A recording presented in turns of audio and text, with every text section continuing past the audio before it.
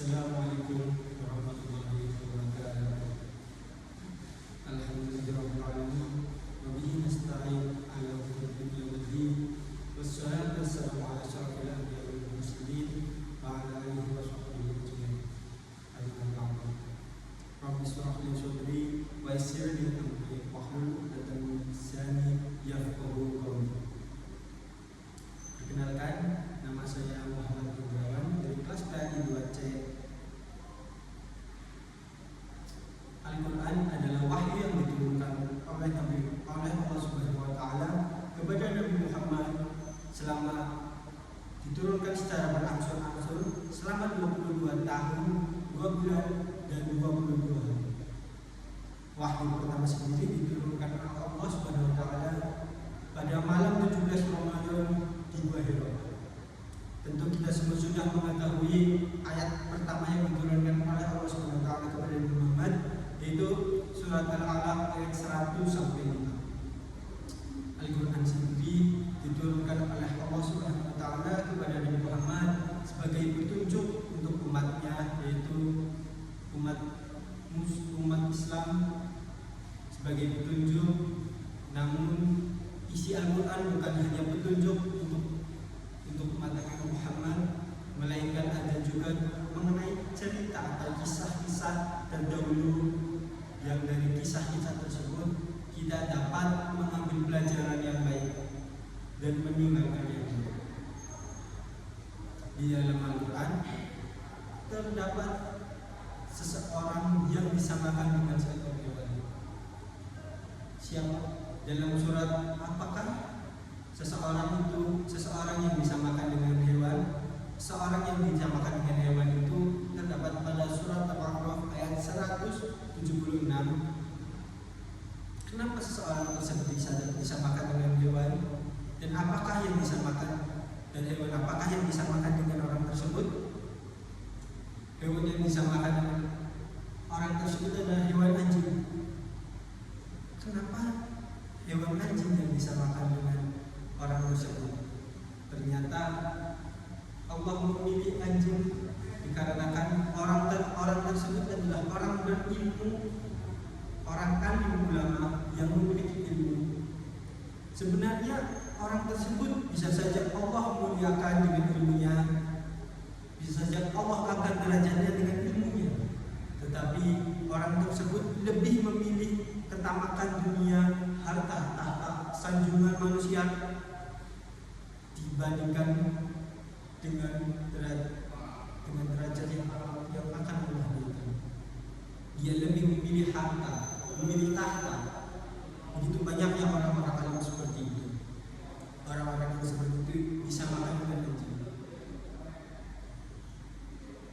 Anjing itu modelnya kalau kita halau akan mengeluarkan lidahnya. Dan kalaupun tidak kita hardik, tidak kita halau, anjing itu akan tetap mengeluarkan lidahnya. Kenapa tetap mengeluarkan lidahnya? Ya karena memang sudah sifatnya seperti itu. Memang anjing sudah sifatnya seperti itu. Itulah gambaran kepada orang-orang yang lebih mengikuti hawa nafsunya, lebih mengikuti hawa nafsunya untuk harta, tahta dan sanjungan manusia semata. Ia disamakan dengan anjing.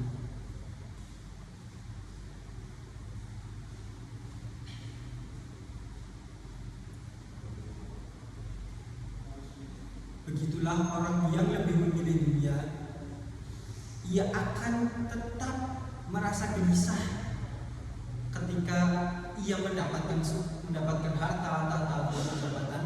Ketika tidak mendapatkan harta pun dia akan tetap gelisah. Memang sudah seperti itu. Itu adalah contoh pembelajaran kepada kita semua supaya kita jangan sampai seperti orang-orang tersebut. Tahta itu macam-macam ya.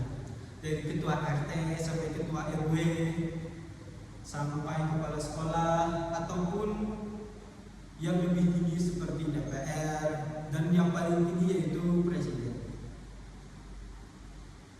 Dalam surat Al-A'raf tersebut, seseorang yang dikisahkan itu bernama Balaam. Balaam Bal'am adalah orang alim ulama yang hidup pada zaman Nabi Musa. Pada zaman tersebut, Nabi Musa telah melakukan perjalanan hijrah hijrah menuju kota kediaman dari Bal'am. Sebenarnya Bal'am itu merasa senang karena Nabi Musa seorang Nabi Allah datang ke kotanya. Tetapi orang-orang yang memiliki kekuasaan di daerah tersebut meminta kepada Bal'am untuk mendoakan kaum Nabi Musa supaya tidak bisa masuk ataupun supaya mendapat celaka. Supaya kenapa mereka meminta itu kepada Bal'am? Karena Bal'am itu doanya mustajab. Setiap doa Bal'am itu diijabah oleh Allah. Bahkan ada yang mengatakan Bal'am itu sebenarnya akan diangkat Nabi oleh Allah, tetapi ia lebih memilih harta tahta dan dunia. Singkat cerita, Bal'am itu menolak, tetapi dengan godaan dari istrinya yang digoda secara terus menerus, istrinya itu menginginkan sekali harta dan tahta.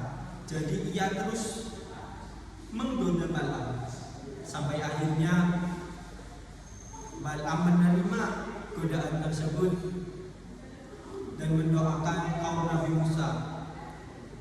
Setelah mendoakan kaum Nabi Musa, ia sadar bahwa ia tetap menjalankan atau berada di jalan yang salah.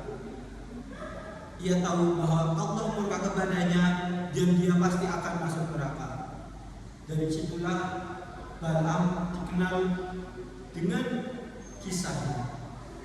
Ia diibaratkan seperti seekor anjing yang mengikuti hawa nafsunya untuk ketamakan tahta, harta, dan sanjungan manusia semata, melainkan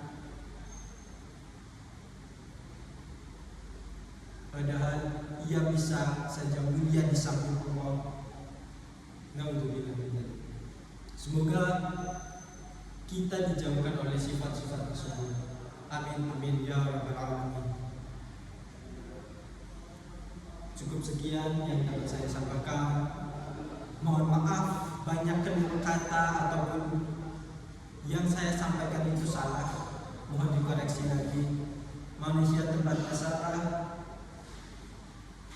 Wabillahi taufiq wal hidayah. Assalamualaikum warahmatullahi wabarakatuh. Orang kasih bodoh.